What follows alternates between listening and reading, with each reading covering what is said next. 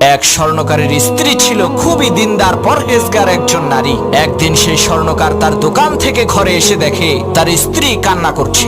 দোকানদার তার স্ত্রীর কান্নার কারণ জিজ্ঞেস করলে তার স্ত্রী বলল, আমরা যেই চাকরটিকে 10 বছর যাবত লালন পালন করে ছোট থেকে বড় করেছি, আজ সে বাজার থেকে তরকারি এনে আমার হাতে দেওয়ার সময় আমার হাত ধরে চাপ দিয়েছে। গত 10 বছরে এরকম কোনো অশালীন কাজ সে করেনি, আজ কেন সে এমন কাজ করলো? স্ত্রীর মুখে এই কথা শুনে স্বর্ণকার কাঁদতে শুরু করলো। তার স্ত্রী বলল, তোমার আবার কি হলো, কাঁদো কেন? তখন সেই স্বর্ণকার বলল, এটা আমাদের চাকরের দোষ না, এটা আমার নিজেরই দোষ।